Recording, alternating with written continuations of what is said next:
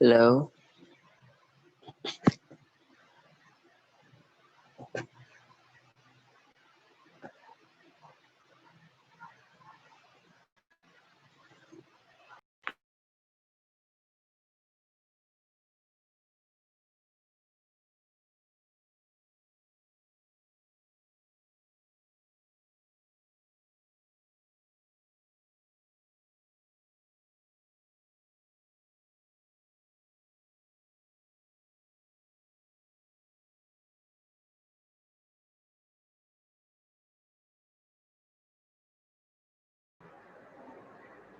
और क्लास आवाज आ रही है सबको online chat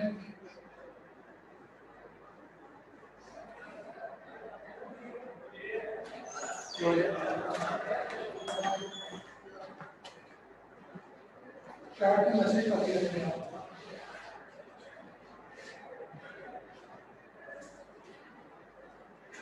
alright, let's start.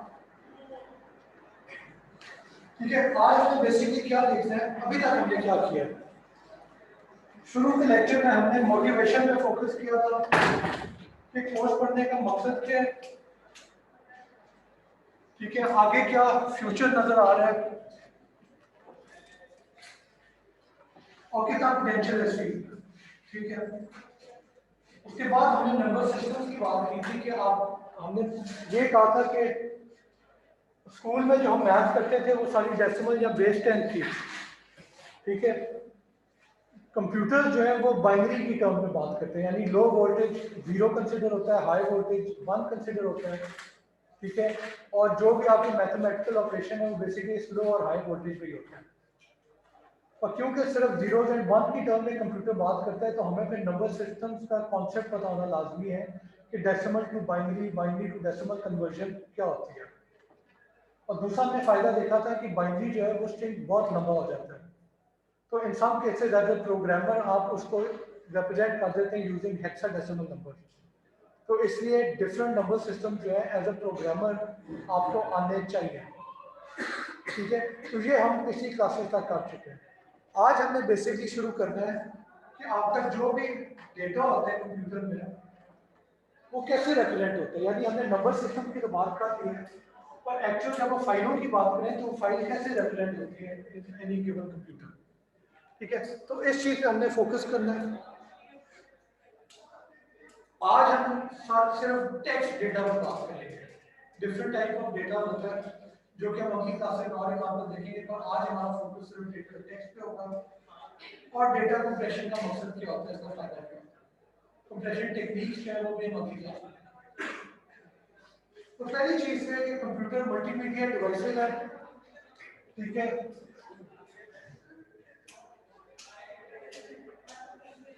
और ये बहुत डिफरेंट टाइप की इंफॉर्मेशन कैटेगरीज है जिसके साथ डील करते हैं। ठीक है, कंप्यूटर जो है डेटा को स्टोर करते हैं, उसे मॉडिफाई करने के लिए आपको फंक्शनैलिटी प्रोवाइड करते हैं, और जो भी डेटा पड़ा हुआ है वो प्रेजेंट कैसे करना है यूजर को, वो भी कंप्यूटर की रिस्पॉन्सिबिलिटी है। ठीक है, और कोई एग्जांपल दें कि कौन कौन सा डेटा, डिफरेंट डेटा टाइप्स हैं जो कि आप इस्तेमाल करते हैं अपनी रोजमर्रा की कंप्यूटर यूजेज में। हाँ जी, थोड़ा ऊंचा बोलते भी। ठीक है, इन्होंने एग्जांपल दिया फोटो का, वीडियो का, उसके अलावा एप्लीकेशन, और चले डेटा क्या है तो उसे भी प्रोग्राम में डेटा की ठीक है, और असाइनमेंट बनाना है वो टेक्स्ट होगा आपका। ठीक है, और क्या डेटा है। हाँ जी,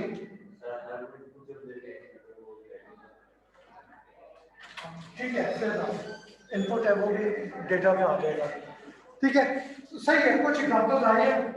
तो आपका नंबर है वो डेटा है, यानी आपके कंप्यूटर में काफी नंबर स्टोर होते हैं, चाहे ये फोन नंबर हो, मोबाइल के केस में आपने अपना कोई आईडी कार्ड इन्फॉर्मेशन है, कोई आपकी बैंक इन्फॉर्मेशन है, वो सारे नंबर होते हैं। फिर टेक्स्ट है, आपकी वर्ड डॉक्यूमेंट है, आपका नोट पैड है, वर्ड पैड है, ठीक है। काफ़ी आपका डेटा जो है टेक्स्ट की फॉर्म में होता है। आप असाइनमेंट्स करेंगे, आपने कोई किताब पढ़नी है, कोई पीडीएफ फाइल है, तो उसमें टेक्स्ट पड़ा होगा। फिर ऑडियो है, आपने गाने सुनने हैं। एक तो यूट्यूब की वीडियो होती है ना, एक सिर्फ ऑडियो ओनली गाने भी होते हैं जिसमें वीडियो कोई नहीं है, तो वो भी आपका डेटा है, इंफॉर्मेशन है। फिर इमेजेस, ग्राफिक्स और वीडियो, तो ये सारी चीज़ें जो है ये बेसिकली कंप्यूटर जो है इनको रिप्रेजेंट कर रहा होता है। और इनकी रिप्रेजेंटेशन फर्क है। ऑडियो की रिप्रेजेंटेशन जो है वो इमेजेस से फर्क होगी, इमेज की रिप्रेजेंटेशन और वीडियो की रिप्रेजेंटेशन में ज़मीन आसमान का फर्क है। टेक्स्ट जो है वो इंसानों से हट के है, तो इंसानों को रिप्रेजेंट कैसे किया जाता है वो आज कल और अगले कुछ लेसन में हम एक्सप्लोर करेंगे,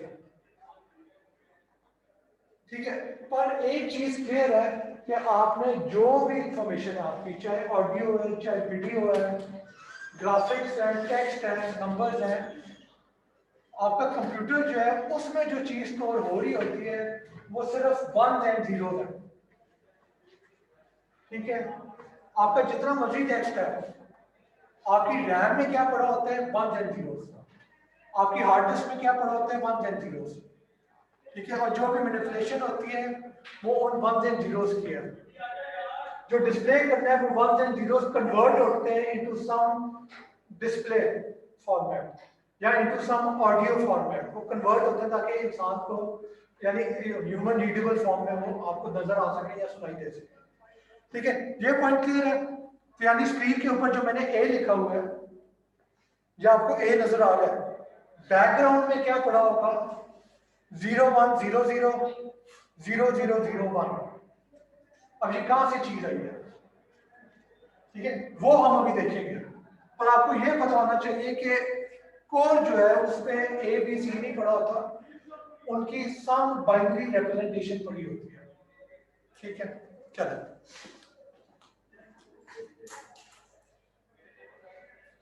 कंप्रेशन, डेटा कंप्रेशन होता क्या है, reduction in the amount of space needed to store a piece of data, ठीक है। किसी ने कंप्रेशन इस्तेमाल किया अपने कंप्यूटर पर, जिप फाइल कितना ने इस्तेमाल किया, जिप या बिन रैर, हाथ खड़ा करें शब्द, ओके 4 लोगों ने इस्तेमाल किया, किसी और ने जिप नहीं किया, ऑलराइट, ठीक है। तो वो बेसिकली कंप्रेशन हो रही होती है कि आपकी एक फाइल बहुत बड़ी है, उसे जब आप जिप करते हैं या इनटू रैर फॉर्मेट कन्वर्ट करते हैं तो उस फाइल का जो आपकी डिस्क के ऊपर साइज है वो बहुत कम हो गया होता है, ठीक है। तो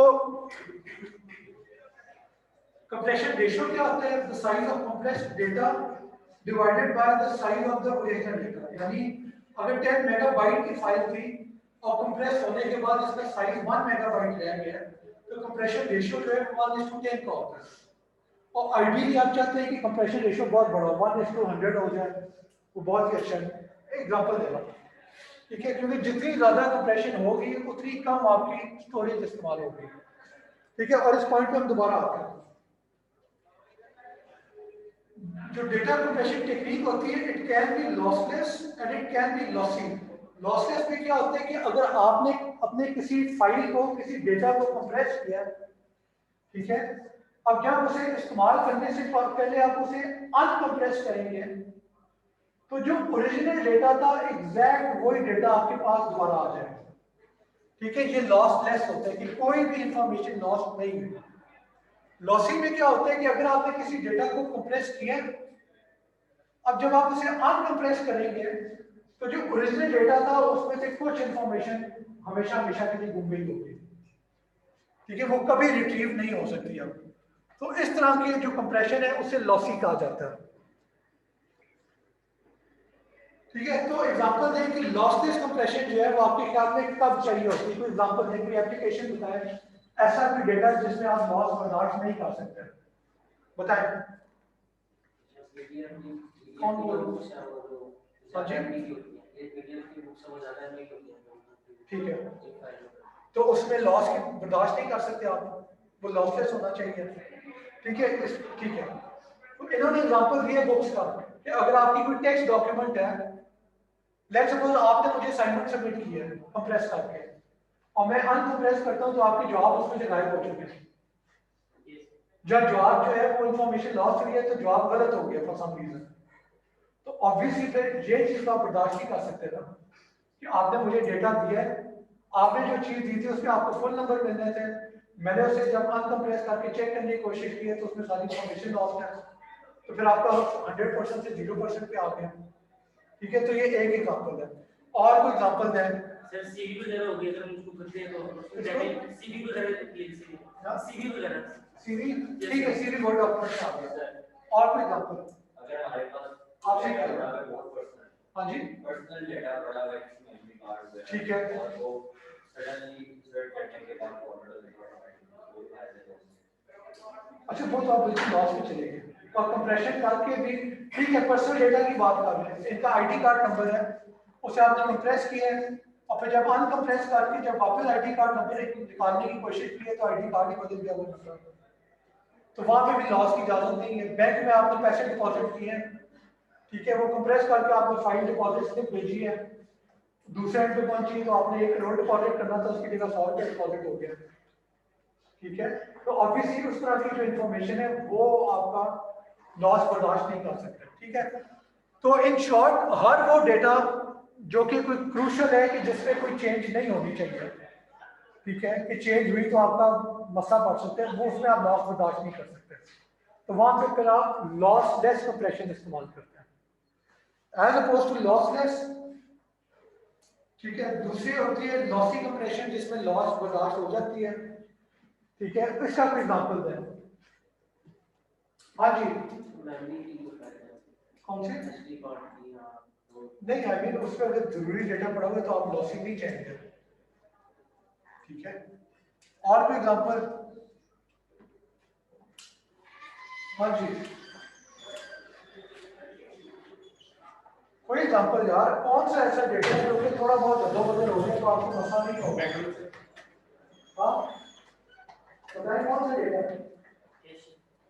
हाँ जी, कोई भी फाइल यूजेबल ना, हाँ जी, कोई भी फाइल यूजेबल ना हो, और ये वहां पे नहीं, आई मीन अगर आपकी टेक्स्ट फाइल है जिसमें आपने अपना आईडी कार्ड इन्फॉर्मेशन रखी हुई है और यूज नहीं कर रहे और किसी दिन यूज करनी पड़ जाए तो फिर आईडी कार्ड वो तो स्विच नहीं करना चाहिए।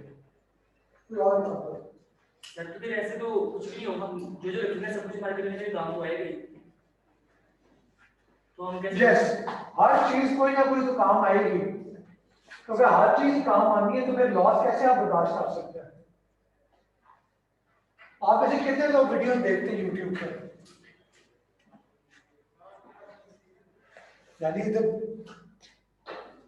2 लोग हैं जो, अच्छा ठीक है, उन्होंने भी आदत सारे देखते हैं वीडियो, ठीक है, ओके। जब आपकी स्पीड अच्छी नहीं होती नेट की तो फिर क्या होता है?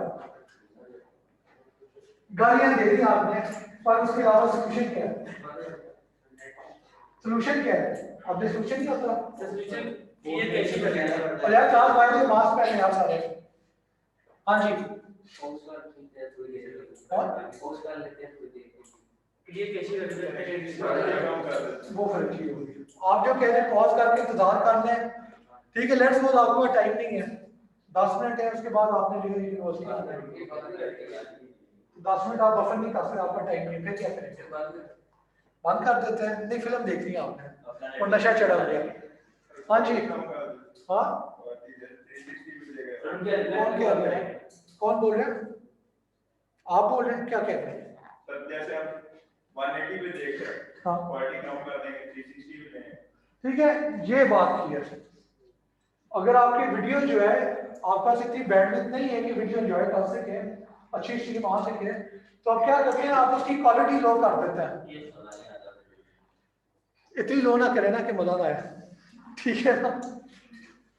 खैर, तो ये पॉइंट समझ आया कि आप अगर एक वीडियो देख रहे थे जो कि बिल्कुल हाई डेफिनेशन पे देख रहे थे, अब आप उसकी क्वालिटी थोड़ी सी कम कर दें, इतनी कम कर दें कि एटलीस्ट आपको नजर आ रही है क्या चल रहा है। फॉर एग्जाम्पल खबरें सुननी है, खबरों में जो एंकर हामिद मीर की शक्ल देख के आपने क्या करना है, आपने सुनना है कि हामिद मीर बोल क्या रहा है, ठीक है, तो वीडियो की क्वालिटी अगर थोड़ी कम भी हो जाती है आपका नुकसान नहीं है, ठीक है। पर जैसे आप अगर सिनेमा कोई मूवी देखने गए हैं बड़ी स्क्रीन पे और वहां पे आपको बहुत ही गंदी क्वालिटी नजर आ जाए, फिर मसला होगा, क्योंकि आप फिर सिनेमा में दोबारा नहीं जाएंगे, ठीक है, तो कहने का मतलब है कि जब आप वीडियो देख रहे होते हैं तो आपके वीडियो में काफी ज्यादा डेटा होता है। अब YouTube जो है वो different level of quality maintain करता है, एक में बहुत डेटा है, एक होता है कि कंप्रेस हुआ है तो उसका साइज कम हो गया पर क्वालिटी भी थोड़ी कम हो गई है। नेक्स्ट लेवल है कि और ज्यादा कंप्रेशन कर दो कि साइज और ज्यादा कम हो गया पर क्वालिटी जो है वो भी और कम हो गई है। तो इसमें क्या होता है, ये लॉसी कंप्रेशन है कि जब आप उस चीज से वापस ओरिजिनल वीडियो देखना चाहेंगे तो वो इंफॉर्मेशन लॉस्ट होती है, वो वापस रिट्रीव नहीं हो सकती। यानी ओरिजिनल जो था जो कि बहुत ही हाई क्वालिटी थी, वो जब आप बिल्कुल ही लो क्वालिटी पे 144 वाली क्वालिटी पे ले आए हैं तो आप उस 144 से ओरिजिनल क्वालिटी आप रिट्रीव नहीं कर सकते। ठीक है, पर ये आप बर्दाश्त कर लेंगे यस क्योंकि थोड़ी सी क्वालिटी में फर्क पड़े, फाइन। बल्कि ये भी होते हैं कि एक तो है ना कि बिल्कुल हाईएस्ट क्वालिटी से बिल्कुल लोएस्ट पे आ गए, वो चले शायद आपको इतना मजा ना आए, पर हायर से थोड़ा लो आ जाए तो क्वालिटी इतनी बुरी नहीं होती कि आपको बड़ी तकलीफ हो। ठीक है, तो फिर वही एज ए यूजर या एज ए डेवलपर आपने सोचना होता है कि यूजर को क्या क्वालिटी जो है, लॉस ऑफ क्वालिटी कितनी हद तक वो बर्दाश्त कर सकता है। ठीक है, उसके मुताबिक आप कंप्रेशन कर लें।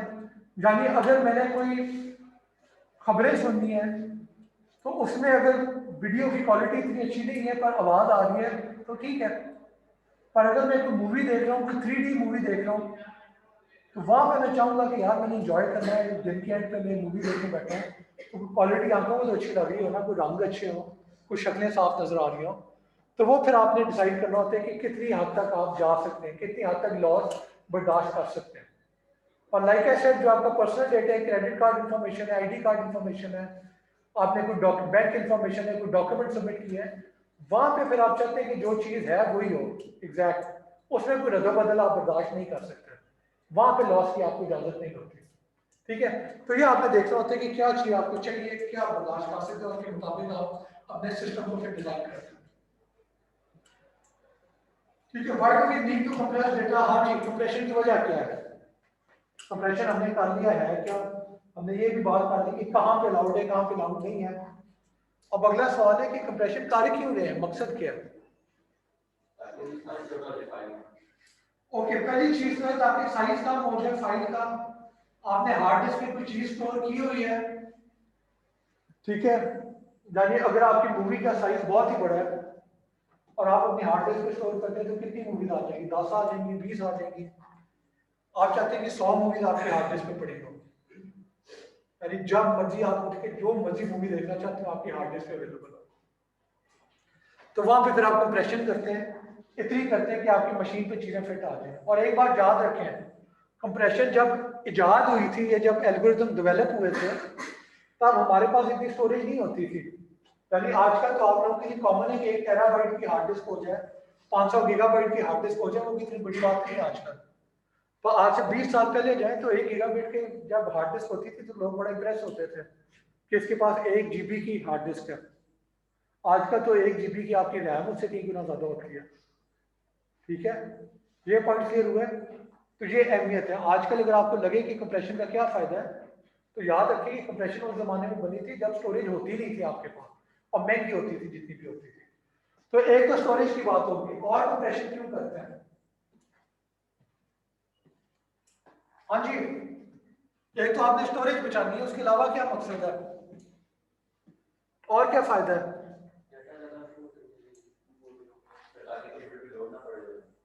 कंप्यूटर स्टोरेज का लोड वो कवर हो गया ऑलरेडी, इसके अलावा और या मास्टर, ठीक है, मुझे बात आ जाती है। हाँ जी, फास्टर भेजने के लिए। तो ये क्लास देखें, स्टोरेज तो शायद आजकल आपके पास बहुत ज्यादा हो गई है और बैंडविड्थ का भी नहीं मसला है। ठीक है, अगर आपके पास कोई 10 GB की फाइल है और वो आप ट्रांसमिट करना शुरू करते हैं तो सारी रात वो फिर डाउनलोड पे लगा रहेगा। तो कंप्रेशन का फायदा क्या होता है कि अगर आपने इंटरनेट के ऊपर ट्रांसमिशन करनी है, और याद रखिए कि इंटरनेट में इतनी ज्यादा आपके पास स्पीड अवेलेबल नहीं होती, और अगर है भी तो इट इज पॉसिबल कि शायद और लोग इस्तेमाल करना शुरू हैं तो आपके पास फिर कम अवेलेबल हो। यानी घर पे आप अगर अकेले इस्तेमाल कर रहे हैं अपने राउटर को तो शायद आपके पास एक अच्छा कनेक्शन आ जाए, और आपके घर पे एक रिश्तेदार है जो कि मूवी देख रहे हैं, एक रिश्तेदार है जो कि गेमिंग कर रहा है, तो फिर आपके लिए कितनी बैंडविड्थ बच जाएगी? बहुत ही थोड़ी। ठीक है, तो इसलिए यहाँ पे भी आपको कंप्रेशन का फायदा होता है कि आपने कोई स्ट्रीम करना है, कोई एक जगह से दूसरी जगह डेटा भेजना है, तो आइडियली आप चाहते हैं कि जितना कम डेटा हो भेजने के लिए उतना अच्छा है। और यूट्यूब का जो मैंने एग्जांपल दिया था वो यही था कि आपने वीडियो स्ट्रीम करनी है, आप चाहते हैं हाईएस्ट क्वालिटी पे हो, पर अगर आपके पास इतनी स्पीड अवेलेबल नहीं है, नेटवर्क आपका स्लो है, तो फिर आप क्या करते हैं, आप कंप्रेस करके कम क्वालिटी वाला डेटा एक्सेप्ट कर देते हैं। ठीक है, तो ये बेसिकली दो मेन मकसद है, एक तो स्टोरेज बचानी है और एक आपने बैंडविड्थ बचानी है। और जो मैंने पहले बात की थी कि गोल ये होते हैं कि आपको कंप्रेशन ऐसी होनी चाहिए कि अगर इंपॉर्टेंट डेटा है तो वो तो रहे, ओरिजिनल जो है वो लॉस नहीं होना चाहिए। और वीडियो वगैरह के केस में आप कह सकते हैं कि बस इतनी कंप्रेशन हो जाए कि आपका डेटा भी कम हो जाए जो आपने ट्रांसमिट करना है, नंबर 1। नंबर 2, उसकी क्वालिटी इतनी हो कि आपकी आंखों को कितना ज्यादा फर्क ना पड़े। ठीक है, तो वो बेसिकली आपका एक गोल होता है जो कि आपने मद्देनजर रखना होता है कंप्रेशन करते हुए। और ये YouTube के एग्जांपल हमने ऑलरेडी देख लिया। ठीक है, बाइनरी रिप्रेजेंटेशन पे आ जाए तो हमने जो बिट्स की बात की थी, एक बाइनरी डिजिट जो होता है या बिट, वो उसकी वैल्यू या 0 होती है या 1 होती है। ठीक है, 2 नहीं हो सकता, 2 3 4 5 बाइनरी में नहीं होता। ठीक है, ये पॉइंट क्लियर है। पिछली क्लासेस में हमने बात की थी कि एक बाइनरी नंबर जो है वो किसी डेसिमल नंबर को कैसे रिप्रेजेंट कर सकते हैं, यानी हमने सिर्फ नंबर्स की बात की थी। ठीक है, बाइनरी जो है वो सिर्फ नंबर्स के लिए नहीं होता। ठीक है, बाइनरी सिर्फ नंबर्स के लिए नहीं होता। बाइनरी जो है वो आप किसी भी ऑब्जेक्ट को, किसी भी चीज को रिप्रेजेंट करने के लिए इस्तेमाल कर सकते हैं। अब इस चीज का क्या मतलब है? अच्छा, उसमें अभी एग्जांपल पे आते हैं। पर लेट्स सपोज एक बिट जो है वो 0 और 1 है, तो यानी दो चीजों को आपने रिप्रेजेंट करना है सिर्फ, तो एक बिट सफिशिएंट है। अगर 4 ऑब्जेक्ट्स को आपने रिप्रेजेंट करना है, यानी आप चाहते हैं कि हर ऑब्जेक्ट को एक डिस्टिंक्ट, एक यूनिक लेबल असाइन हो, तो आपको 2 बिट्स चाहिए। पहला ऑब्जेक्ट 0 0 हो जाएगा, अगला ऑब्जेक्ट 0 1 हो जाएगा, तीसरा ऑब्जेक्ट 1 0 हो जाएगा, चौथा ऑब्जेक्ट 1 1 हो जाएगा। ये पॉइंट क्लियर है? ऑलराइट। और अगर 4 से ज्यादा चीजें आपने रिप्रेजेंट करनी है तो फिर आपको उसके अकॉर्डिंगली और ज्यादा बिट्स चाहिए होंगे। और इसका जो फॉर्मेट है, फॉर्मूला जो है वो अभी देखते हैं।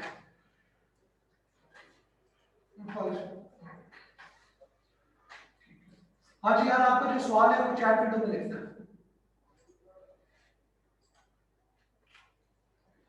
ठीक है, फॉर एग्जांपल अगर 3 बिट्स हैं तो आप 8 चीजों को रिप्रेजेंट कर सकते हैं। 8 ऑब्जेक्ट हैं, 8 कैरेक्टर हो जाएंगे, 8 नंबर हो जाएंगे, जो कि 3 बिट्स सफिशिएंट है। 0 0 0 0 0 1 0 1 0 0 1 1 1 0 0 1 0 1 1 1 0 1 1, यानी बेसिकली 3 बिट्स के साथ 8 कॉम्बिनेशन बनती हैं। तो 8 डिफरेंट ऑब्जेक्ट को आप रिप्रेजेंट कर सकते हैं यूजिंग 3 बिट्स। और ये पॉइंट लाजमी है क्योंकि हमने आगे जो टेक्स्ट रिप्रेजेंटेशन करनी है वो इसी बेसिस पे कर रहे हो। ठीक है, anything can be represented using binary. अब देखिए, अगर स्विच ऑन कहना है आपने तो 0 तो 1 कर दें, स्विच को ऑफ कहना है तो 0 कर दें। तो यानी एक बिट से आप स्विच की स्टेट को रिप्रेजेंट कर सकते हैं कि स्विच ऑन है कि ऑफ है। 4 बॉल है डिफरेंट कलर के, उन्हें रिप्रेजेंट करना है तो आपको 2 बिट्स चाहिए। इन चारों को आप एक यूनिक लेबल असाइन कर सकते हैं। 0 0 0 1 1 0 1 1। 8 परिंदे हैं फर्क रंगों के, अगर इन परिंदों को आपने लेबल असाइन करना है तो आपको 3 बिट्स चाहिए। 0 0 0 0 0 1 0 1 0 0 1 1 1 0 0 1 0 1 1 1 0 0 1। ठीक है, अगर ये 8 की बजाय 9 परिंदे होते हैं, सिर्फ 9, तो फिर कितनी बिट्स होती? फिर 4 बिट्स इस्तेमाल करनी पड़ती है। यस, वेस्टेज बहुत थी क्योंकि 4 बिट्स से आप कितने 16 चीजों को रिप्रेजेंट कर सकते हैं, पर हम सिर्फ 9 को रिप्रेजेंट कर रहे हैं, बाकी सारे वेस्ट हो रही है। पर मजबूरी है क्योंकि 3 बिट्स रखेंगे तो आप सिर्फ 8 को रिप्रेजेंट कर सकते हैं, 3.1 3.2 का कॉन्सेप्ट नहीं है। बिट्स में यहाँ एक बिट है और वो एक या 1 होती है 0 होती है।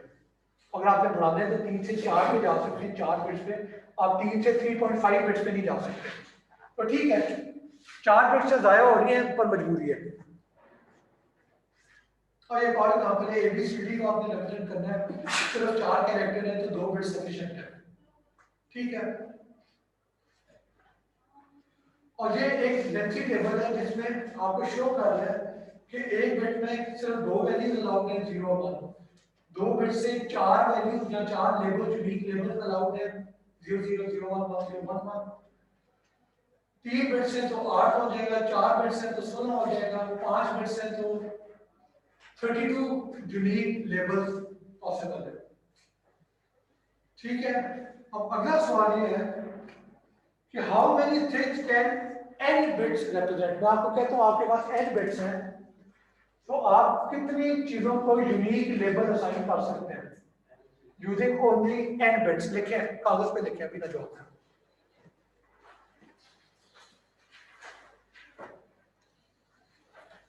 कोशिश करें, इस पर सोचें थोड़ा।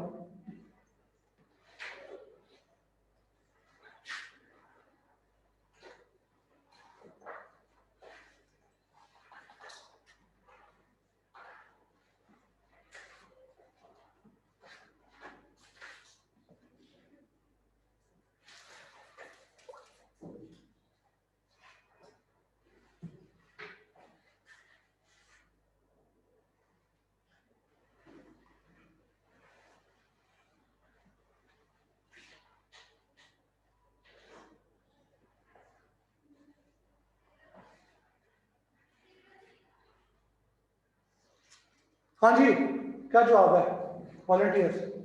आपका क्या ख्याल है? 2 की पावर n मतलब n बिट या 2 की पावर 3 n बिट या एक्सपेंड कर सकते हैं। 2 पावर n। ठीक है क्लास, देखें अगर आपके पास n बिट्स हैं, सिर्फ n बिट्स, तो 2 पावर n यूनिक लेबल आपके पास अवेलेबल है। यानी जब एक बिट थी तो 2 पावर 1 का मतलब है 2, तो यानी 2 आइटम्स को आप यूनिक लेबल असाइन कर सकते हैं, एक को 0 एक को 1। अगर n 2 है यानी 2 बिट्स अवेलेबल है तो 2 पावर 2 का मतलब है 4 यूनिक लेबल है, 0 0 0 1 1 0 1 1। 4 ऑब्जेक्ट्स को आप यूनिक लेबल असाइन कर सकते हैं। अगर 3 बिट्स है 2 पावर 3 यानी 8 यूनिक लेबल्स। 4 बिट्स हैं तो 16 यूनिक लेबल्स। फिर 5 बिट्स हैं 2 पावर 5 32 हो गया, और इस तरीके से आपका हो सकता है। ठीक है, ये पॉइंट क्लियर है? सर बिट्स और बेसिकली एक मिनट, और बेसिकली जब भी आप एक बिट से बढ़ाते हैं तो आपके जो total number of unique labels हैं वो डबल हो जाते हैं। यानी जब एक बिट थी तो आपके पास सिर्फ 2 पॉसिबल वैल्यूज थी, जब उसे हमने एक और बिट ऐड की तो आप 2 से 4 पॉसिबल वैल्यूज हो गई। ठीक है, एक और बिट ऐड की तो 4 से डबल 8 पॉसिबल वैल्यूज होगी, and so on and so fourth. हाँ जी यार, आपका क्या सवाल है? सर हम ये बिट्स यूज नहीं कर सकते हैं, मतलब कोई लिमिट है कि अनलिमिटेड यूज कर सकते हैं? मतलब अगर आपने कहा 5 पे 32 होती है, तो अगर उससे भी ज्यादा क्वांटिटी हो तो फिर हम क्या करेंगे? 6 बिट्स कर दें, 7 कर दें, 8 कर दें। आपका जो कंप्यूटर है उसका आर्किटेक्चर जो है वो लिमिट करते हैं कि कितनी बिट्स अलाउड होंगी। ठीक है, वो बस आपने देखना होता है। यानी आप एक अंदाजा कर लें कि अगर 64 बिट आर्किटेक्चर है, आप जब प्रोसेसर खरीदते हैं तो 32 बिट होते हैं, 64 बिट होता है। तो उसका बेसिकली यही मतलब है कि कितने बिट्स अलाउड है, और इसकी डिटेल हम बाद के लेक्चर में देखेंगे, अभी इसमें मैं नहीं जाना चाहता। अभी आप समझें कि आप जितना बढ़ाना चाहते हैं बिट्स को आप बढ़ा दें। ठीक है, अब अगला सवाल ये कि अभी मैंने कहा था कि अगर n बिट्स हैं तो कितने ऑब्जेक्ट्स यूनिकली आइडेंटिफाई हो सकते हैं। अब अदर वे अराउंड जाना है कि n ऑब्जेक्ट्स हैं तो आपको कितनी बिट्स चाहिए उसे रिप्रेजेंट करने के लिए। ठीक है, यानी अगर जब सिर्फ 2 आइटम है तो 1 बिट सफिशिएंट है। अगर 4 आइटम है तो आपको 2 बिट्स चाहिए। अगर 8 आइटम है तो आपको 3 बिट्स चाहिए। 16 आइटम है 4 बिट्स चाहिए। तो फॉर्मूला क्या है उसका?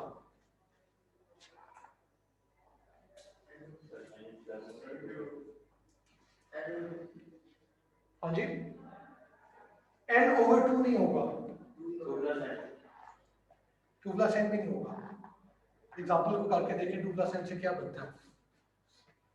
पहले देखिए एन आइटम है, लेट्स सपोज 10 आइटम है, तो 2 प्लस एन का मतलब है आपको 12 बिट्स चाहिए, ठीक है। और जिसने डिवाइड कहा था 10 डिवाइडेड बाई 2 करें, तो क्या आपको 5 बिट्स चाहिए 10 एलिमेंट रिप्रेजेंट करने के लिए? 8 एलिमेंट है, कितनी बिट्स चाहिए होगी? 3 बिट्स। 8 डिवाइडेड बाई 2 4 होता है, 8 प्लस 2 10 होता है। ये दोनों फॉर्मूले ठीक नहीं है।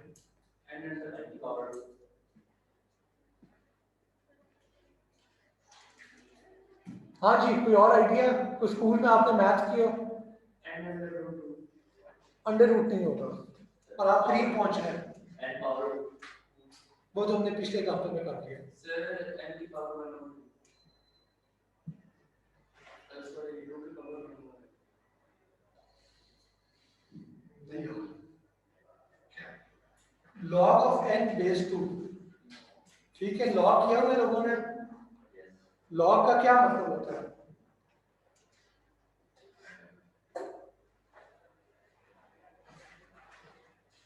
खैर ठीक है, तो पिछला जो एग्जांपल था उसमें हम क्या कर रहे थे, अगर n बिट्स है तो 2 पावर n ऑब्जेक्ट्स हो सकते हैं। उसका उल्टा जो होता है वो बेसिकली लॉग होता है। लॉग क्या होता है? लॉग ऑफ n बेस 2 का क्या मतलब है कि अगर n 8 है तो log ऑफ n बेस 2 3 होगा, यानी 2 पावर 3 इज इक्वल टू 8। इस तरीके से सोचें। 4 आइटम है तो log ऑफ 4 बेस 2 क्या मतलब होगा? उसका रिजल्ट 2 होगा, यानी 2 to power 2 is equal to 4, ठीक है। 16 आइटम है तो log ऑफ 16 बेस 2 कैलकुलेट करेंगे आप। ये यानी इस चीज को अगर मैं लिखूं,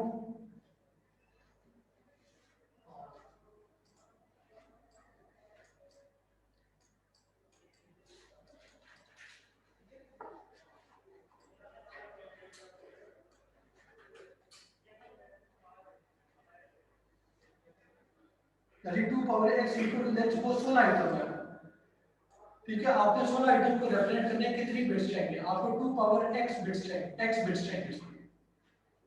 तो x कैसे कैलकुलेट किया जाएगा? ये बेसिकली ये मान जाता है x is equal to log of 16 base 2, ठीक है। ये बेसिक फॉर्मूला है, और ये किसी भी चीज के लिए आप कर सकते हैं। यानी 256 आइटम है, आपको कितनी बिट्स चाहिए? log of 256 base 2 which is 8, ठीक है। 257 है तो आपका log जो है वो 8 पॉइंट समथिंग आ रहा होगा, तो उसे आप round off to the next value कर देंगे, यानी 9 बिट्स कर देंगे। ये पॉइंट क्लियर हुआ है क्लास? ठीक है। और इसमें एक और बात आपने याद रखनी है कि देखें आपके जो कैलकुलेटर होंगे उसमें लॉग का ऑपरेशन होगा, पर चांसेस आर कि वो लॉग बेस 10 हो। आपके कैलकुलेटर में लॉग बेस 2 का ऑपरेशन नहीं होगा, या लॉग होगा विच इज बेस 10, या लॉग नेचुरल होगा विच इज बेस e, ठीक है। तो उसका फिर सोल्यूशन क्या होता है? उसका फिर सोल्यूशन है कि अगर आपने log of n base 2 calculate करना है using some other base log, तो आप क्या करेंगे? log of n base 10 divided by log of 2 base 10। ये चीज भी ठीक है, समझ आइए। यानी अगर आपके कैलकुलेटर में log ऑफ बेस 2 वाला बटन अवेलेबल नहीं है, सिर्फ log ऑफ बेस 10 अवेलेबल है, तो आप वही बटन इस्तेमाल कर दें। और उसका फिर कन्वर्जन करने का तरीका ये है कि जो n है उसका log कैलकुलेट करें, उसे डिवाइड कर दें जो 2 है बेस, यानी log 2 से। वो जो रिजल्ट होगा वो फिर basically log of n base 2 हो जाएगा, ठीक है। तो इसका ज्यादा टाइम नहीं लगाते। Any question class?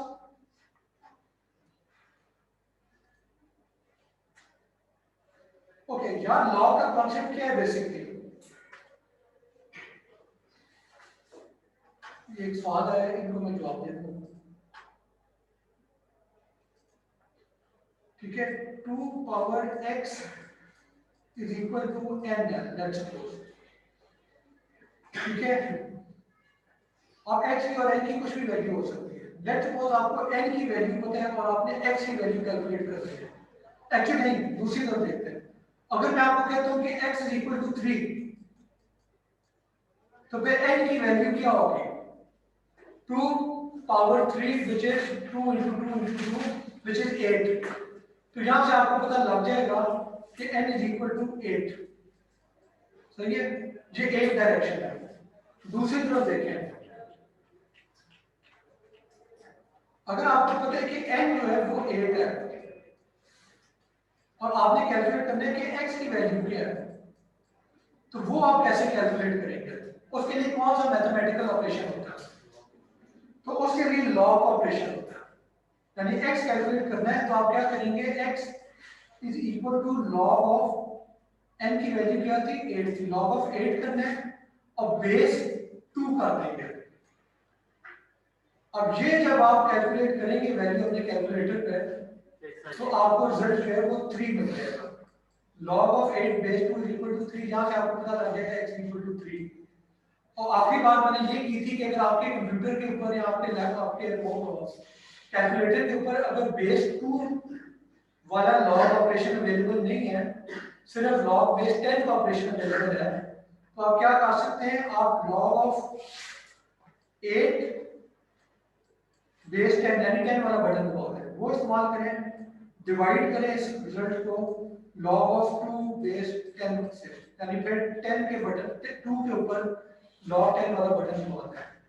तो this is the same as log of 8 base 2। ठीक है, ये सिंपल मैथ है, जब आप एक बार ऑपरेशन कर लेना आपको क्लियर हो जाएगा। ठीक है, नेक्स्ट मूव ऑन। ठीक है, अब अगला पॉइंट है कि लेट्स सपोज आपने अब टेक्स्ट को रिप्रेजेंट करना है। हमने अभी बात की जेनेरिक टर्म में कि आपके पास कोई भी ऑब्जेक्ट है उसको आपने रिप्रेजेंट करना है, चाहे वो बॉल है, चाहे कोई बिल्ली के बच्चे हैं, ठीक है, कोई भी चीज है, कोई इमेजेस है, कोई हाथ में पेन है मेरे। अब इन चीजों को आपने अगर रिप्रेजेंट करना है 0 और 1 से, तो कितनी बिट्स आपको चाहिए इन सारे आइटम्स को यूनिकली आइडेंटिफाई करने के लिए? तो ये एक जेनेरिक एग्जांपल था, जनरल एग्जांपल था। अब अगर स्पेसिफिक डिटेल में जाए तो अब हम एग्जांपल लेंगे कि आपने कंप्यूटर में अगर टेक्स्ट को रिप्रेजेंट करना है तो आपको उसके लिए कितनी बिट्स चाहिए, ठीक है, और किस फॉर्म में चाहिए होंगे। ठीक है, तो पहला रूल तो ये है कि अगर कोई भी टेक्स्ट है तो पहला रूल ये होता है कि उस टेक्स्ट डॉक्यूमेंट में जितनी कैरेक्टर पॉसिबल है आपके पास इतनी बिट्स होनी चाहिए कि वो सारे के सारे यूनिकली रिप्रेजेंट हो सकें। ये पहला रूल है, यानी इतनी बिट्स होनी चाहिए कि अगर आप इंग्लिश में कुछ लिख रहे हैं तो आपके इंग्लिश कीबोर्ड में जितने भी स्पेशल कैरेक्टर हैं, जितने भी इंग्लिश के कैरेक्टर हैं, अपर केस लोअर केस, उन सारों को रिप्रेजेंट करने के लिए आपके पास सफिशिएंट नंबर ऑफ बिट्स होनी चाहिए। अगर कम बिट्स होंगी तो आप पूरी लैंग्वेज को रिप्रेजेंट नहीं कर सकते। अगर ज्यादा बिट्स होंगी तो आप पूरी लैंग्वेज को रिप्रेजेंट कर सकते हैं, पर मसला क्या होगा? मसला क्या होगा? यानी मैंने इंग्लिश लिखनी है, उसके लिए मुझे जितनी बिट्स चाहिए मैं उससे ज्यादा बिट्स अगर रखता हूं तो क्या मसला है? एरर नहीं होगा, कोई और बिला वजह, ठीक है, फाइल का साइज बढ़ जाएगा, बिला वजह बढ़ जाएगा। यानी अगर कम चीजों से रिप्रेजेंट हो सकते हैं तो फिर ज्यादा करने का फायदा क्या है? ठीक है, वो फिर बिला वजह आप नंबर ऑफ बिट्स बढ़ा दें। ठीक है, तो ये रूल हो गया।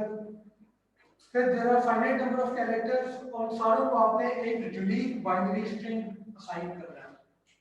कैरेक्टर सेट क्या होता है? लिस्ट ऑफ कैरेक्टर्स, और उनको रिप्रेजेंट करने के लिए जो बिट कोड है वो बेसिकली ये सारा कलेक्टिवली अगर आप इसे ट्रीट करें तो ये आपका एक कैरेक्टर सेट कहलाता है। यानी अगर आप नॉर्मल इंग्लिश की बात करें, यूनिकोड एस्की कितने लफ्ज सुना हुआ है? किसी ने यूनिकोड लफ्ज सुना है या एस्की सुना है? वो बेसिकली कैरेक्टर सेट है कि आपने अपनी लैंग्वेज को अगर कंप्यूटर में रिप्रेजेंट करना है तो आप एस्की या यूनिकोड इस्तेमाल करते हैं, और उसका भी एग्जांपल देखते हैं। ठीक है, और एक रूल याद रखें, वो रूल है स्टैंडर्डाइजेशन का। अब एक चीज है कि मैंने अगर कोई प्रोग्राम लिखा है जिसमें मैंने इंग्लिश को रिप्रेजेंट करना है तो मैं उसके लिए एक सर्टेन बाइनरी कोड इस्तेमाल करता हूँ। कि ए के लिए ये बिट्स होंगी, बी के लिए ये बिट्स होंगी, and so on and so fourth. ठीक है। ऑन दी अदर हैंड कोई और है जो कि प्रोग्राम लिखता है, तो वो मेरे से फर्क बिट्स इस्तेमाल करते हैं, फर्क कोड इस्तेमाल करते हैं अपनी इंग्लिश के लिए। कोई तीसरी कंपनी है, वो इंग्लिश के लिए कोई तीसरा ही कैरेक्टर सेट इस्तेमाल कर लेती है, कोई और ही कोड इस्तेमाल कर लेती है। इस अप्रोच में मसला क्या होगा? हाँ जी सर, तीनों को आपस में समझ नहीं आएगी। तीनों को आपस में समझ नहीं आएगी। मैंने प्रोग्राम लिखे वो दूसरे के कंप्यूटर पे रन नहीं करेगा, उसने प्रोग्राम लिखे वो मेरे कंप्यूटर पे रन नहीं करेगा। ठीक है। और अभी तो 3 लोगों का एग्जाम्पल है। दुनिया में जब करोड़ों की आबादी होती है, हर कोई अगर कोई फर्क की तरीका इस्तेमाल कर रहा हो तो वो तो बहुत बड़ी खिचड़ी पक जाए। तो स्टैंडर्डाइजेशन का मतलब क्या होता है कि जो बड़ी बड़ी कंपनीज होती हैं वो इकट्ठे बैठती हैं और कहती है कि यार कल को ये मसला पड़ेगा, तो इसलिए बजाय कि हम बाद में लड़ें, बेहतर है कि अभी फैसला कर लें, सारे उसके ऊपर अग्री करें कि क्या अप्रोच, क्या कोड इस्तेमाल करना है हमने। इसका मैं एक और एग्जाम्पल देता हूँ। अब आपने लाइट बल्ब खरीदा अपने घर पे, ठीक है, किसके बल्ब होते हैं? फिलिप्स के हैं, और कौन सी, ओसाका है, और इस तरह की कोई और भी कंपनीज हैं 3-4। ठीक है। अब वहां पे कुछ स्टैंडर्डाइजेशन का कॉन्सेप्ट आपको नजर आता है? उनमें उन सारे लाइट बल्ब में क्या चीज कॉमन है? एक तो है कि वो लाइट ही देते हैं, वो छोड़ दें, उसके अलावा क्या कॉमन है? ठीक है। उसके अलावा मैं एक और बात करना चाहूंगा, क्या उन सारों चीज में कॉमन है? कभी ऐसे हुआ है कि आपने फिलिप्स की बजाय कोई और बल्ब लिया, वो आपके घर के किसी में फिट ही नहीं आ रहा? हाँ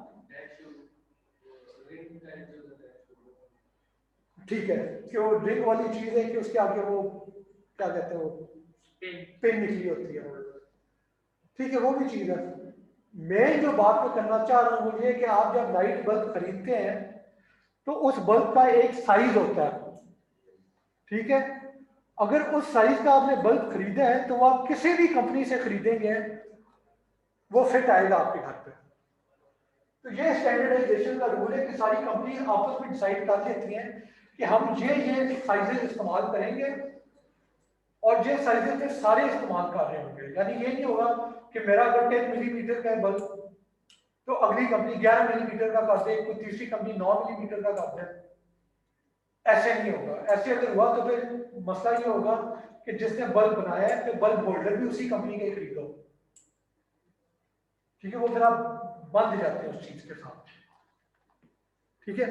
तो यही फिर टैक्स रिप्रेजेंटेशन में भी कॉन्सेप्ट होता है कि अगर टैक्स आपने रिप्रेजेंट करना है तो कंपनी ने इकट्ठे बैठ के जो ग्रुप्स थे उन्होंने डिसाइड कर दिया कि ये स्टैंडर्ड होगा जो सारे फॉलो करेंगे, और सारी दुनिया फिर वही फॉलो करती है। और इसलिए आप देख सकते हैं कि आप दुनिया के किसी कंप्यूटर के साथ भी कम्युनिकेट करना चाहें आपको कभी मसला नहीं होता। क्यों? क्योंकि वो स्टैंडर्ड टेक्स्ट फॉर्मेट इस्तेमाल होता है। चलें प्रैक्टिस क्वेश्चन। लेट्स सपोज आपके पास एक लैंग्वेज है जिसमें सिर्फ 5 कैरेक्टर्स हैं, A B C D E, बस आपकी लैंग्वेज में सिर्फ यही 5 कैरेक्टर है और कोई नहीं है। इसका आपने कैरेक्टर सेट बनाना है। कैरेक्टर सेट का क्या मतलब है कि आप ए लिखें और फिर बताएं कि आप इस ए को क्या कोड असाइन कर रहे हैं, फिर बी लिखें, फिर बताएं कि बी को आप कौन सी बाइनरी, कौन सी बिट्स असाइन कर रहे हैं, फिर सी, फिर डी और फिर ई। इन पांचों के आप बिट्स लिखें कि क्या बिट्स होंगे अपनी मर्जी से, और आप सारों का आपस में फर्क आंसर हो सकता है, उसमें कोई इशू नहीं। चलें, और जो ऑनलाइन है वो भी प्रैक्टिस कर लें आप।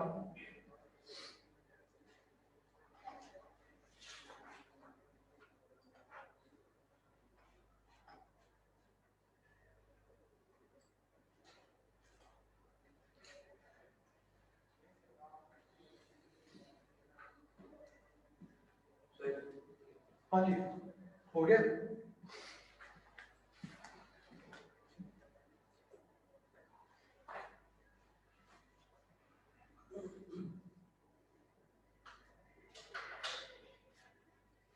सर ठीक है, समझ गए।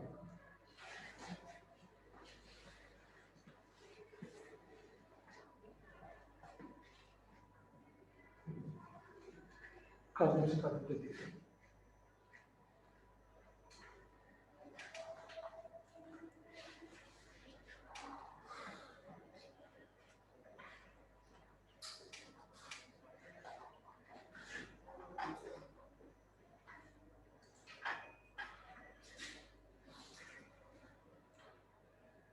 ठीक है, आई थिंक सारों का हो गया क्लास। यहाँ पे अब एक गलती जो है, जो कि मैंने अभी तक जितने भी देखे उन सारों में कॉमन था। बाय द वे और भी दिखाएं आपने क्या किया, कॉमन ही चाहिए आपको। आपको बाय द वे अपनी तरफ से आपने रिलेशन दिया 001 0 ठीक है, आपने क्या किया, ठीक है, अभी तक सिर्फ आपने ठीक किया। और क्लास देखें, लेट्स सपोज आपके ये कैरेक्टर है ए, बी, सी, डी और ई।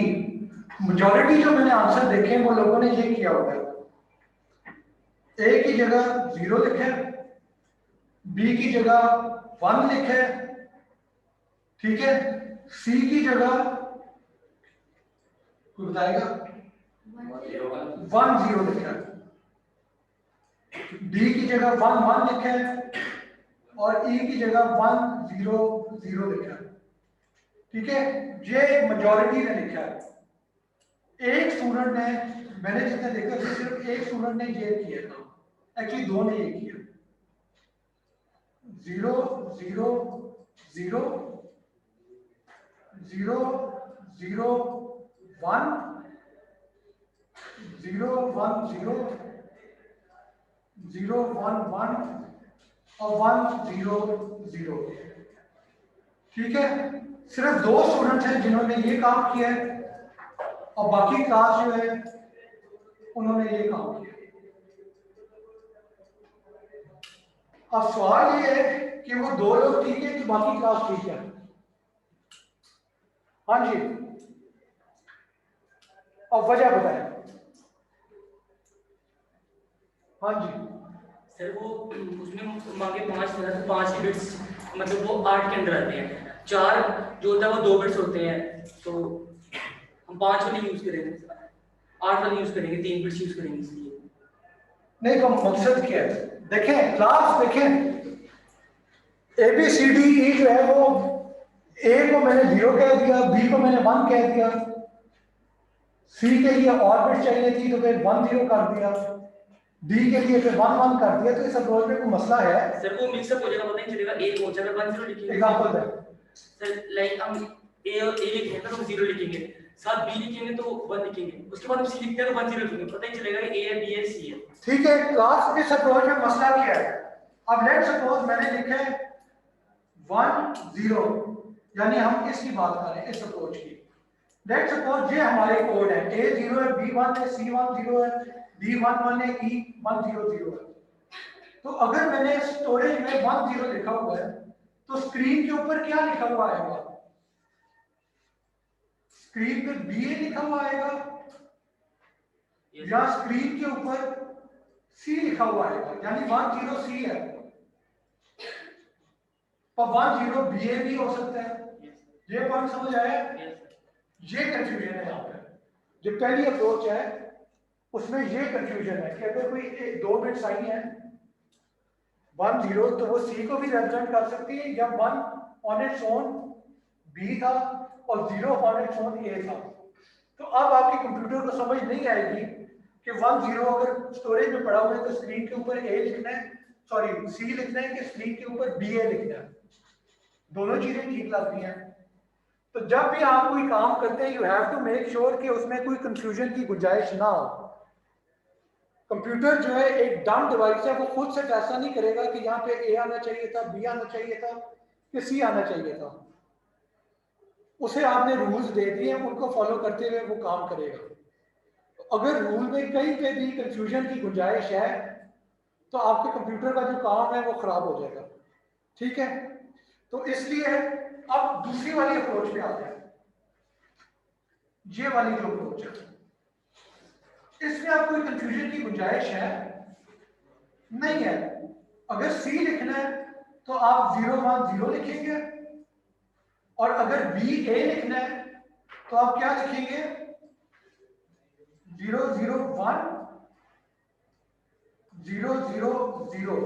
अब अगर ये चीज लिखी हुई है तो कंप्यूटर जब उसे पढ़ेगा स्टोरेज में तो पहले उसे नजर आएगा 001, वो स्क्रीन के ऊपर भी लिख देगा। अगले 3 बिट्स उसे नजर आ रही है 000, तो स्क्रीन के ऊपर ए लिख देगा, कोई कंफ्यूजन की गुंजाइश नहीं है। ठीक है, तो इसलिए जब भी आप टेक्स्ट को रिप्रेजेंट करते हैं तो वो फिक्स नंबर ऑफ बिट्स होती है। यानी अगर ए जो है, अगर जी है उसके लिए आपने 8 बिट्स इस्तेमाल किए, तो ए के लिए भी 8 बिट्स ही इस्तेमाल होंगी। हर कैरेक्टर के लिए उतने नंबर ऑफ बिट्स ही इस्तेमाल होंगे। ठीक है, ये बात क्लियर हो गया। आगे चलें।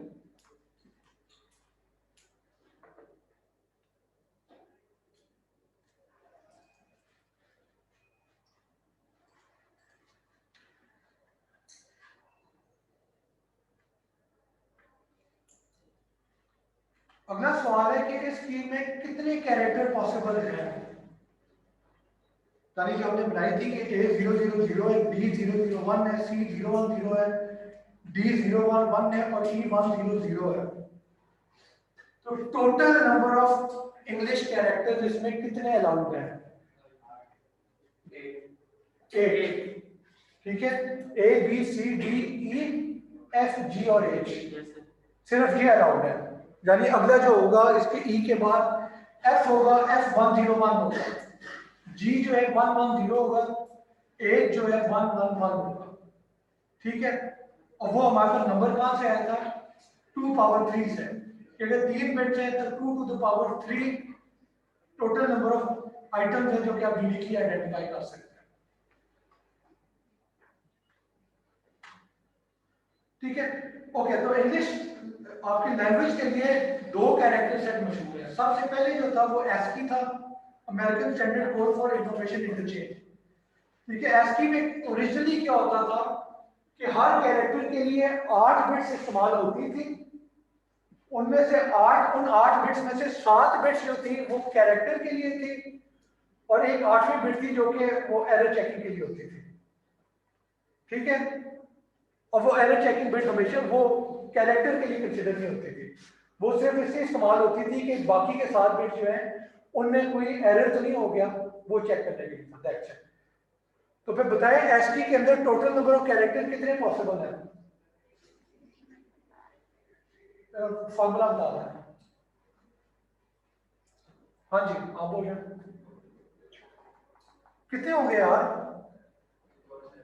2 पावर 7।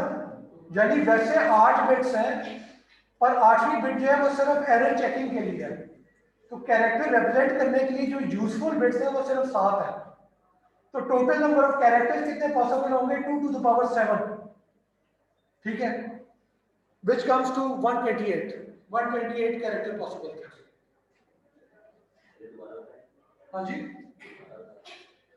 आपके पास 8 बिट्स हैं ASCII कैरेक्टर सेट में, यानी ABCDEFGHIJ सारे जो कैरेक्टर्स हैं उनके लिए आप 8 बिट्स इस्तेमाल करते हैं। ठीक है, पर उन 8 बिट्स में से सिर्फ 7 बिट्स हैं जो कि कैरेक्टर को रिप्रेजेंट कर रही है। यानी 7 बिट जो ऑल जीरो है, तो फॉर एग्जांपल A है, 000001 है तो शायद B हो फॉर एग्जांपल। तो जो 8वीं बिट है वो कैरेक्टर को डिटरमिन नहीं कर रही, वो सिर्फ ये बता रही है कि बाकी 7 बिट्स जो है वो ठीक है कि उनके अंदर कोई एरर नहीं है। यानी मैं ट्रांसमिशन कर रहा था और मेरा सिग्नल वहां पहुंचते पहुंचते करप्ट हो गया, तो वो 8वीं बिट बताएगी कि सिग्नल करप्ट हो गया। समझ आइए? तो इसलिए टोटल नंबर ऑफ कैरेक्टर कितने पॉसिबल हो गए? जो एरर बिट है उसे तो फिर इग्नोर कर दें, बच गई 7 बिट्स। तो 2 to the power 7 जो है इतने यूनिक आपके पास लेबल हो सकते हैं, तो इतने यूनिक कैरेक्टर हो सकते हैं आपके पास ASCII में। ठीक है, बाद में जो है ASCII को फिर इवॉल्व किया, उन्होंने कहा कि ठीक है जो 8वीं बिट है वो भी हम कैरेक्टर रिप्रेजेंटेशन के लिए इस्तेमाल कर देते हैं, वो एरर चेकिंग के लिए नहीं इस्तेमाल होती। तो अब टोटल नंबर ऑफ कैरेक्टर कितने पॉसिबल थे? वो फिर 2 पावर 8 हो गया, व्हिच इज 256। तो ASCII कैरेक्टर सेट में सिर्फ 256 कैरेक्टर अलाउड है।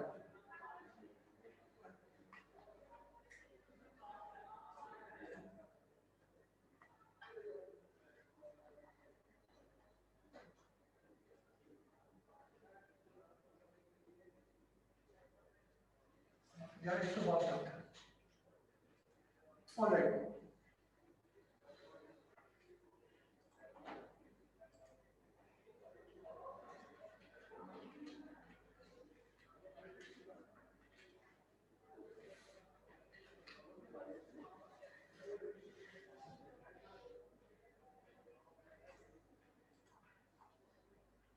ऑलराइट। अब ये एक एग्जांपल देखिए, ये टेबल है जो कि ASCII कैरेक्टर सेट का टेबल है, कंप्लीट नहीं है, इनकम्प्लीट है। अब आपने कभी भी देखना है कि आपने ए लिखना है तो ए का कॉरेस्पॉन्डिंग बिट्स कौन सी होंगी ASCII में, या आपने बी लिखना है तो उसकी कॉरेस्पॉन्डिंग बिट्स कौन सी होंगी, तो वो आप इस टेबल से देख सकते हैं। और इस टेबल को रीड करने का क्या तरीका होता है कि ये जो लेफ्ट हैंड पे जो कॉलम है 0 1 2 3 4 5 6 7, ठीक है, इसे आप रिप्लेस कर दें 4 बिट से, यानी 0 जो है वो 0 0 0 0 है, 1 0 0 0 1, 2 जो है उसकी जगह लिखें 0 0 1 0, 3 की जगह लिखें 0 0 1 1, और ये जाएगा आप कितना f तक जाएगा, 16 आपके पास आ जाएंगे स्ट्रिंग 4 बिट्स के।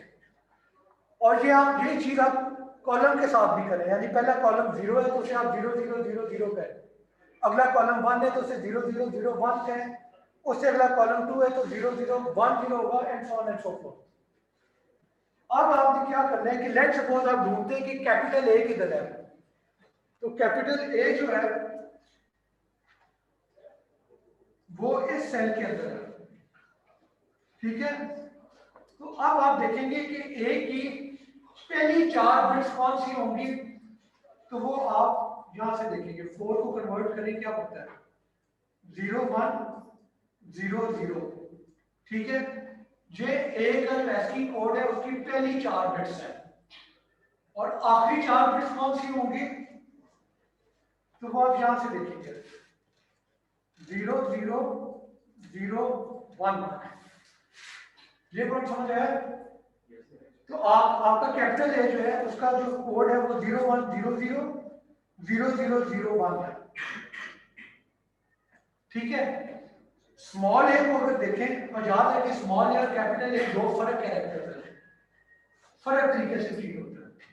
तो स्मॉल ए को देखें तो उसका स्टार्टिंग जो बिट होगी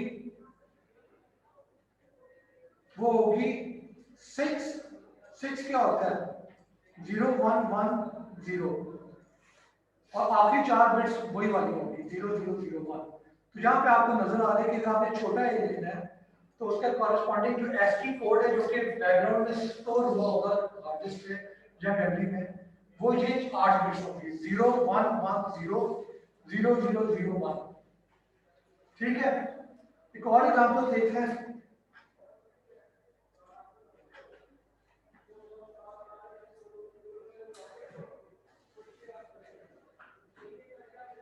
अगर आपने फुल स्टॉप डालना है, क्लास लिखें अपने कॉपियों पे लिखें, अगर फुल स्टॉप डालना है आपने तो बैकग्राउंड में हार्ड डिस्क पे कौन सी बिट स्टोर हुई होगी, क्या 8 बिट्स पड़ी होंगी, कोई बताएगा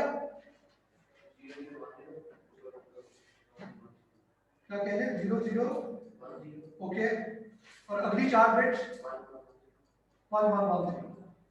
ये आपको कहां से नजर आया है, पहली 4 बिट्स यहां से नजर आ गई, आखिरी 4 बिट्स यहां से नजर आ गई, ठीक है। तो ये टेबल रीड करने का सिर्फ ये तरीका है, बड़ा सिंपल तरीका। अब एक और चीज देखें जो मैं आपको क्लियर करना चाहता हूं, बाइनरी में 2 जो होता है, बाइनरी में अगर आपने 2 लिखना है यानी डेसिमल 2 जो है उसे बाइनरी इक्विवेलेंट लिखते हैं, तो क्या बिट्स होंगी बताएं। 2 क्या होता है नंबर सिस्टम में अगर बात करें 1 0, बाइनरी में अगर आपने 1 0 लिखा हुआ है तो डेसिमल में वो 2 बनता है, ठीक है।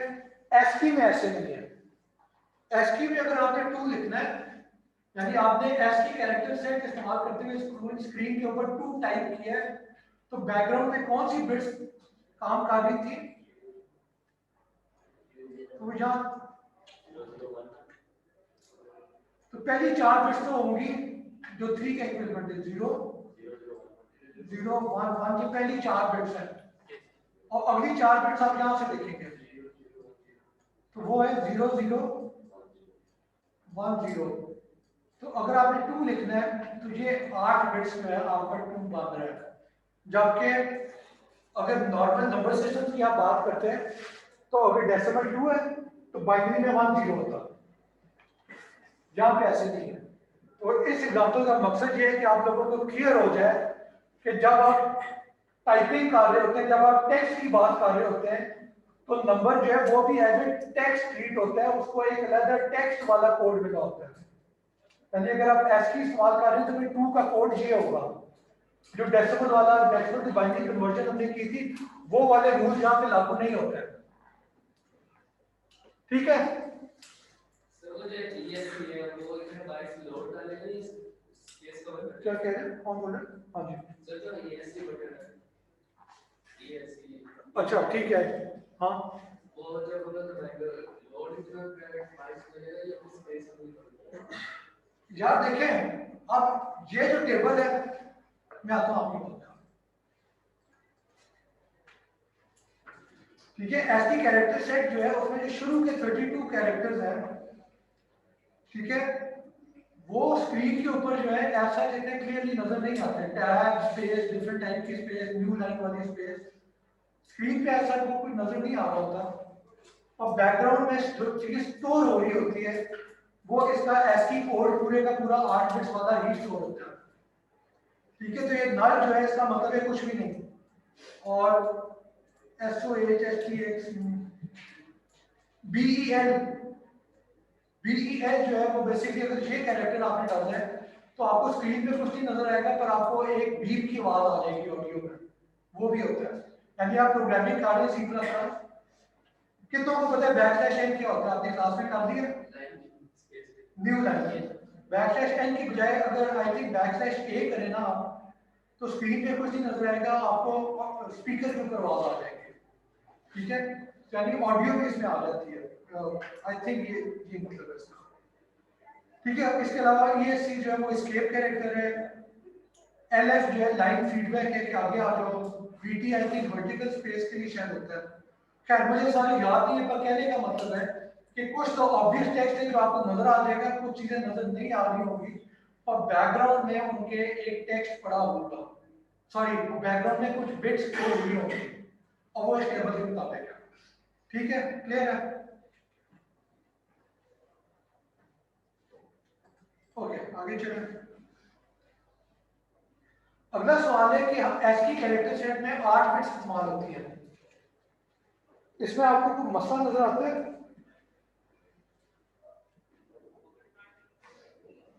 कोई मसला नजर आ रहा है यहाँ पे आपको? क्या प्रॉब्लम है इसमें? अगर मैं आपको कहूँ कि आप एज ए प्रोग्रामर सिर्फ 8 बिट्स इस्तेमाल कर सकते हैं टेक्स्ट के लिए, तो आपको क्या मसला होगा? हाँ, ज्यादा टेक्स्ट लिखने के लिए कौन सा ज्यादा आप लिखना चाहते हैं? एग्जाम्पल दें। आप सही कह रहे हैं, पर एग्जाम्पल दें।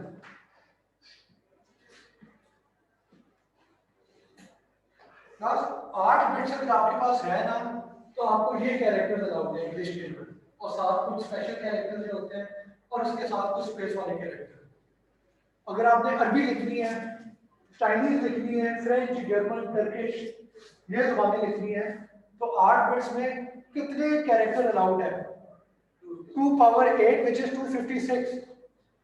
तो आपके ख्याल में अगर चाइनीज भी डाल दें तो चाइनीज में 50,000 के करीब कैरेक्टर आ जाएंगे, तो 256 में फिट आएगा? 256 में तो सिर्फ इंग्लिश ही फिट आएगी। अगर अरबी भी डाल दें, चाइनीज भी डाल दें, तो आपका गुंजाइश ही नहीं है इसमें। ठीक है, तो इसका क्या सोल्यूशन है? हाँ जी, ज्यादा बिट्स। और ज्यादा बिट्स का मतलब है आप यूनिकोड कैरेक्टर सेट इस्तेमाल करें। यूनिकोड में क्या होता है, हर कैरेक्टर के लिए 16 बिट्स इस्तेमाल होती हैं, व्हिच मीन के टोटल पॉसिबल कैरेक्टर्स कितने हैं? 65,500 समथिंग। ठीक है, तो यूनिकोड में आपकी गुंजाइश जो है वो बहुत ज्यादा हो जाती है। और यूनिकोड डिजाइन इस तरीके से किया गया था कि आप देखिए एप्लीकेशन तो आपकी ASCII में बन चुकी हैं, अब अगर नए कंप्यूटर यूनिकोड इस्तेमाल करें तो ASCII वाला प्रोग्राम उस पर चलेगा कि नहीं चलेगा?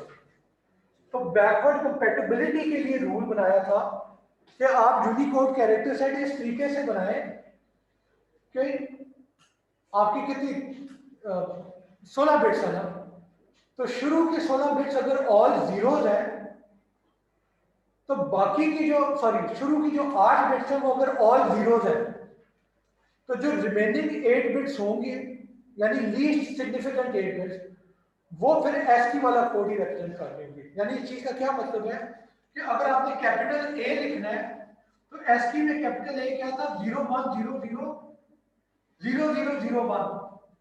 अब यही चीज अगर आपने यूनिकोड में लिखनी है तो क्या होगा, शुरू के 8 बिट्स को आप 0 कर देंगे और जो रिमेनिंग 8 बिट्स हैं वो फिर वही रहेंगे जो कि एसकी में थी, 01000001।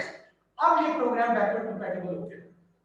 यानी आप कहीं पे भी यूनिकोड के लिए इस्तेमाल, अगर कोई एसकी कोड वो इस्तेमाल हो रहा है, ठीक है, तो यूनिकोड में उसे शुरू के 8 बिट्स को इग्नोर कर दो तो आपका एसकी ही बचता है। एक ही जगह यहाँ पर कोई और आ जाता है। कौन सा डालना है आपने? छोटा है कर दे, एसकी में छोटा है क्या 01100001। अब इसी का यूनिकोड में इक्विवेलेंट क्या होगा, शुरू की 8 बिट्स 0 होंगे और उसके बाद 01100001। ठीक है, तो ये बेसिकली इसकी था ताकि आपका यस शुरू की 8 बिट 0 है तो बाकी 8 बिट जो है वो एसकी रिप्रेजेंट कर रही है इन यूनिकोड, और ये बैकवर्ड कंपैटिबिलिटी के लिए ताकि आप पुराने प्रोग्राम में काम कर सकें। और ये कुछ एग्जांपल है 0041। और bye the way number system में हमने एक बात की थी कि नंबर सिस्टम का फायदा क्या है, तो एक फायदा ये था कि अगर आपकी बिट्स बहुत ज्यादा हो गई हैं तो उसे आप हेक्साडेसिमल से रिप्रेजेंट कर दें ताकि वो एक कंसाइज एक छोटी रिप्रेजेंटेशन हो, आपको कुछ चुभे ना। और यहाँ पे आप देखें कि ए रिप्रेजेंट करने के लिए 0041 है, ये बोलना ज्यादा आसान है, 0041 बोलना ज्यादा आसान है, या ये बोलना ज्यादा आसान है 01 नहीं 000000000100000001। कितना टाइम लग गया, कितना वक्त जाया हुआ है, और इसमें गलती की गुंजाइश भी थी, शुरू में शायद मैं एक जीरो ज्यादा बोल गया, पर ये मैं 0041 कहूं या अपने प्रोग्राम में 0041 लिखूं वो बड़े आराम से हो जाता है।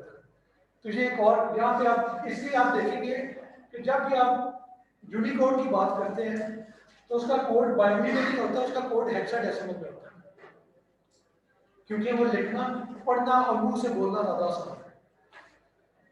ठीक है, तो ये कुछ एग्जांपल है, इंग्लिश का ए है, रशियन का आर लिखा हुआ है, ताई में शेरोकी, लैटिन सिंबल, एरो, ब्रेल, चाइनीज, सब कुछ है। बाय द वे ब्रेल किसी ब्रेल पता है क्या होता है, ब्रेल क्या होता है किसी को पता है? ब्रेल हाथ खड़े करिए, आप ब्रेल का नहीं पता? जो नाबीना अफराद होते हैं वो जो किताबें पढ़ रहे होते हैं हाथ फेर के, तो वो जो कैरेक्टर सेट होते हैं वो ब्रेल होता है। और ऐसे हार्डवेयर डिवाइसेस भी हैं कि आपके कंप्यूटर में जो स्क्रीन पे चीज लिखी हुई है ना, वो एक हार्डवेयर डिवाइस होता है जिसके वो सिग्नल भेजती है, तो वो उस तरीके से लेटर जो है ब्रेल में उभरे हुए नजर आते हैं। यानी जब आप उस पर हाथ फेरेंगे तो आपको फील हो जाएगा कि ब्रेल में कौन सी कैरेक्टर है, तो इसलिए वो भी यूनिकोड के अंदर उन्होंने रखा हुआ है। ठीक है, और एक आखिरी आज का प्रैक्टिस क्वेश्चन है, आपके पास नंबर 28 है, 28 को पहले आपने बाइनरी में लिखना है और उसके बाद 28 आपने एसकी में लिखना है। चलिए शुरू करें।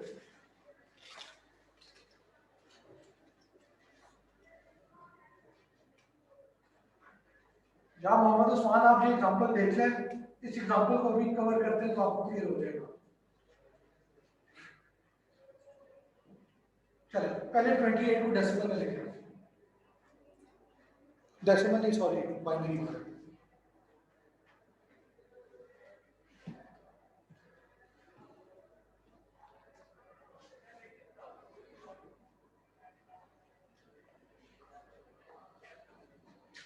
पार्ट ए को स्क्रीन पे आपके करते हैं, कौन करेगा?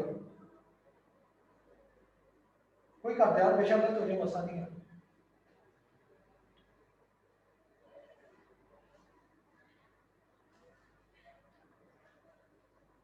यार आप करना चाहिए यार, किस बात का खौफ है? पिछली क्लास में हमने 10 क्वेश्चन किए कन्वर्जन के, अब तक तो आपको हिफज हो जाना चाहिए। हाँ जी यार, आप आना चाहिए।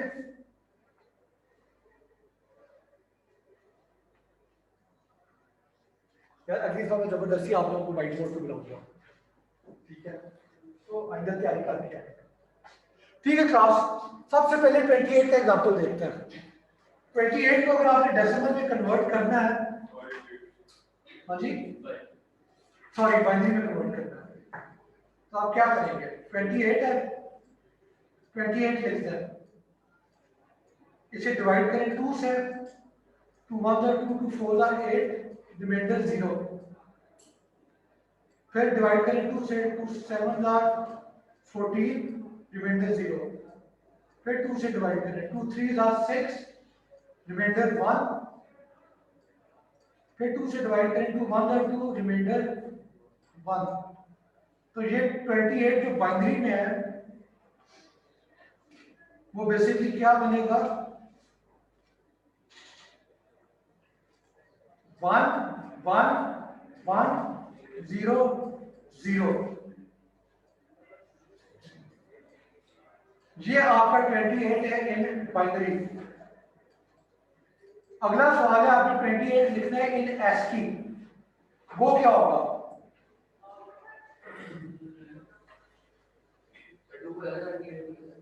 2 को अलग करेंगे, 8 को अलग करेंगे, ठीक है? तो क्लास एक सबसे पहले आपने क्या करना है? आपने 2 लिखना है। 2 क्या बनता है इन एस्की? तो 2 किधर लिखा हुआ है? क्या लिखा हुआ है? ठीक है,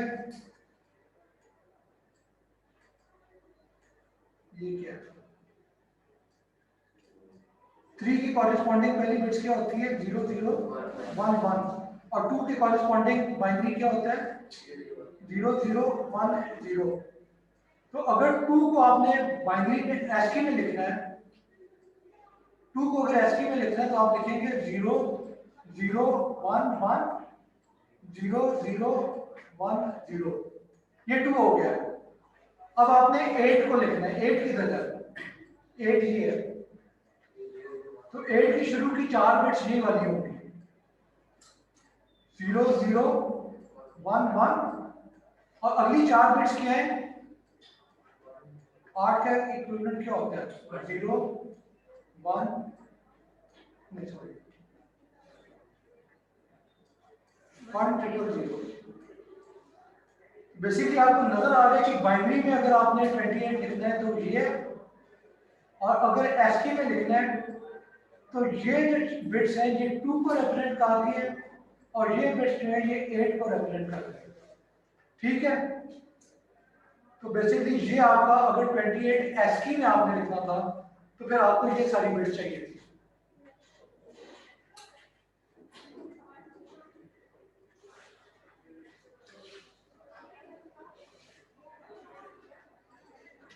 ठीक है, तो इस एग्जांपल से भी आपको ये क्लियर हो जाना चाहिए कि एक नंबर की बाइनरी रिप्रेजेंटेशन और एस्की रिप्रेजेंटेशन ये दो अलग चीजें हैं, और किसी नंबर को एज ए नंबर ट्रीट करना और एज ए टेक्स्ट ट्रीट करना ये दो बिल्कुल फर्क चीजें होती हैं,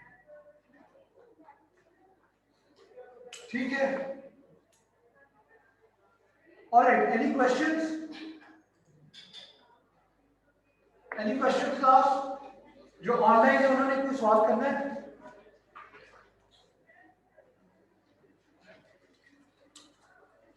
चैट में लिखते हैं अगर कोई सवाल है।